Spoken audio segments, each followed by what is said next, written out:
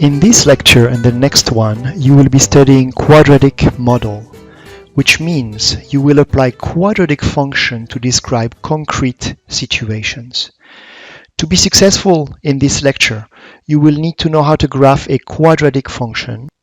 You will need to know how to find the vertex form of a quadratic function, and you will need to know how to find the x-intercept of a parabola. Let's begin the lecture by understanding the general idea behind quadratic model. If the function that models a situation is quadratic, then its graph is a parabola. There are two types of parabolas. The parabolas that are concave up and the parabolas that are concave down. In general, in this lecture, we will not care about the negative value of the input. So we won't be looking at, and actually in general either, we won't be looking at negative value of output either. We are only interested in positive input and positive output. You will understand why according to the model. So we won't be looking at that. We're only going to be focusing in Q1. In both cases, a question that we will have to answer is to find the max or the mean of a quantity. If the quantity is modeled by a concave up parabola, then we will be asked to find the minimum value of the function right here. If the quantity is modeled by a parabola that is concave down, then we will find the maximum value of the function right here. In both cases, the mean or the max is given by the vertex of the parabola. Let's look at some concrete examples now. This is example number 2 from your note. We've known since Galileo Galilei that if you throw something in the air and if that thing is only subjected to the force of gravity, then the trajectory of the object that you've thrown is a parabola. So let's do the problem. A little league uses a baseball throwing machine that helps a 10-year-old player catch a high pops. It throws a baseball straight up with an initial velocity of 48 feet per second from a height of 3.5 feet. So what's going on here? We have the ground. We have right here a machine that throws balls like so, straight up in the air, right? So the ball goes in the air and then falls. So at t equals 0 is when the ball leaves the machine, and then for a given t right here, the ball has a given height. So the height is the function of the time. The ball goes up and then it goes down. The problem is actually giving us the function that describes the height of the ball with respect to the time, when the time is the input in second, and the height is measured in feet. Let's keep track of the unit. Question: what is the maximum height of the ball and how many seconds will it take to reach that height? Finally, if the player doesn't catch the ball, how long will it take for the ball to reach the ground? So basically, the two questions, there are three questions, but we're really asked two questions. First is, what is this point? How long it takes to get there? And what is the maximum height? And also, how long would it take for the ball to reach the ground? Let's quickly sketch the function. So on the y-axis, we have the height of the ball, h of t. On the x-axis, we have the time, t. Then we have a parabola. So let me write here the function. H of t is negative 16t squared plus 48t plus 3.5. Okay? So we know the y-intercept is 3.5, so it's positive. So 3.5, suppose it's here. We have a parabola that is concave down. This is negative sign right here. And so again, I'm not interested to know what happened when h of t is negative or when t is negative. Okay, that's not interesting. So the question is, what is the maximum height of the ball? So we want to know this value right here. How long does it take to reach that height? So now we want to know this value right here, see? The time on the x and the height on the y. And also, if the player doesn't catch the ball, when will the ball reach the ground? So we want to know this value of t right here. Okay, so let's begin with this position. That is just the vertex of the parabola. How do we find a vertex? We need to write the vertex form. So let's begin by dividing both sides by negative 16, like so. In this problem, I will do it by hand. In the second one, I will use my calculator to find the vertex form. Okay, so what do we have? On the left, we have h of t over negative 16. And on the right, we have, so t squared. 48 by negative 16 is negative 3. 3 times 16 is 48, negative 3t. And then minus, right? A plus by a minus is minus. And here, 3.5 by 16. I don't care what that is. Just going to leave it like that. It's not very pretty, but it's okay. Let's continue with completing the square. So t minus half of 3, well, that's just 3 half squared, minus the square of 3 half, that's 9 over 4, minus 3.5 over 16. So to do that, I'm just going to take my calculator. Negative 9 divided by 4 minus 3.5 divided by 16. Let me frac it before I enter it.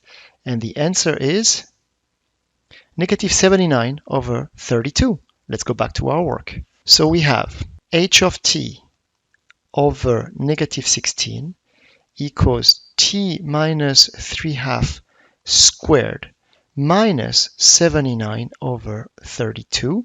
Almost there. What do I need to do now? I need to multiply both sides of this equation by negative 16. So let's do that. And we have h of t equals negative 16 times t minus 3 half squared. And here minus minus is a plus. Plus 16 by 32 is 16 by 16 is 1, 32 by 16 is 2, so it is plus 79 over 2. Okay, 3 half now is 1.5. 79 over 2 is 39.5. So this value here of the vertex, the h coordinate is 1.5, and the y coordinate is 39.5. So we need to finish by writing a sentence. You should write a full sentence. I don't want to waste time right here.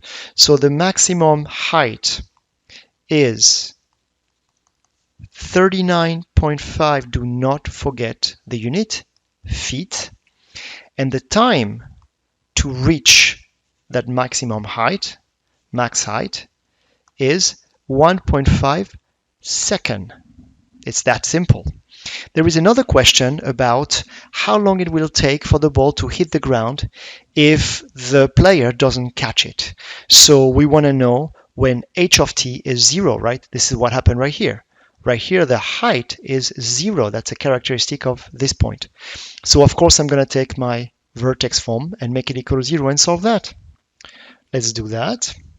So we want to solve the equation negative 16 times t minus 3 half squared plus 79 over 2 equals 0. So let's move the 79 over 2 on the other side. Negative 16 times t minus 3 half squared equals negative 79 over 2. Let's divide by negative 16. So that means t minus 3 half squared equals, so I divided both sides by negative 16, right? So first, the sign will be positive, and then 79 over 2 divided by 16 over 1 is the same as 79 over 2 times 1 over 16. So it's 79 over 32. So this is 79 over 32. I know what to do now. I'll take the square root. T minus 3 half equals plus or minus square root of 79 over 32. And so we have t equals 3 half plus or minus square root of 79 over 32. Now, if you use your calculator, you will see that one of them is positive and the other one is negative, which, by the way, we saw it on the graph, right? One of the x-intercept is going to be negative, so I don't care about this one. What I want is a positive one, so I want the one with the plus. So I'm going to discard the minus and keep the plus. Okay, let's take the calculator for that. 3 divided by 2 plus square root of 79 divided by 32. And this is about 3.07, so let's say about 3.1. So it will take about 3.1 seconds for the ball to reach the ground. So reach ground in about 3.1 seconds. Okay, in the previous entry I did not write about here because actually there's no about, it's exactly 1.5 seconds, but this is in about 3.1 seconds. It's an approximation. Okay, so I hope this problem was clear. Let's go to the second one. This is problem number 3 from your note. Please note there is a mistake in the equation that I wrote in your note. That should be the equation and not the one I wrote, okay? So in this case, we're shooting firework from the top of a 100-foot hill, and the initial speed is 120 feet per second. What is the maximum height of the firework? How long did it take for the firework to reach the maximum height? And how many seconds will it take for the firework to hit the ground? So again, these 3 questions are exactly the same question we answered in the problem before. Let's quickly sketch the graph that represents the height of the firework. My y-axis represents the height. My x-axis represents the time. So I have h of t here and t here. Let's see now. My initial height is 100, so let's suppose it's right here, 100. And then it's concave down. So here we go. All right. And again, here, if I get this point, I will answer 2 questions. I will answer the question about the maximum height and how long it takes to reach the maximum height. And for the other question right here, how long it takes for the firework, this is not a very pretty parabola, by the way, how long it takes for the firework to hit the ground, I just need this point right here where h of t is equal to 0, okay? So this time, I'm going to use my calculator to get the vertex form. What do I have? I have h of t equals negative 16t squared plus 120t plus 100. So A is negative 16, B is 120, C is 100. Let's take the calculator. Let's clear that. So negative 16 stored in A, enter. 120 stored in B, okay. 100 stored in C, here we go. All right, let's get negative b over 2a. You remember that's the h coordinate of the vertex. So negative b divided by 2a, parentheses, don't forget it, 2a right here. All right, and this is 3.75. Let me start writing my equation. So I have h of t equals, I know a is the same, and h, so h is negative b over 2a. It's not the same h as that, okay, sorry about that. Shouldn't call this function h. This is the h of the vertex. So this is minus 3.75 squared. Okay, how do we get the k? Well, it's easy. In my y equals, I do have this, so I know I'm going to do y1, so alpha trace y1 of negative b over 2a. So let's just grab this right here, y1 of this, and this is 325. So plus 325. So again, it will take 3.75 seconds for the ball to reach a maximum height of, so this right here is 325 feet. Please make sure you write a sentence with these 2 numbers in it, okay? Now let's find how long it takes for the ball to reach the ground. So for that, I just need to solve h of t equal to 0. All right, so I need to solve negative 16 t minus 3.75 squared plus 325 equal to 0. So what do I have? Oh, my 16 disappeared. I have negative 16 t minus 3.75 squared equals negative 3.75. Let's now divide both sides by negative 16, or like so. So now I have t minus 3.75 squared equals 325 over 16. I don't care what that is. I just want to know my answer. So I know I will take plus or minus the square root, right? So I have t equals, and then I move the 375 on the other side. 3.75 plus or minus square root of 325 over 16. Again, I know that one of the solution will be negative, and I don't care about this one. I just want the positive one.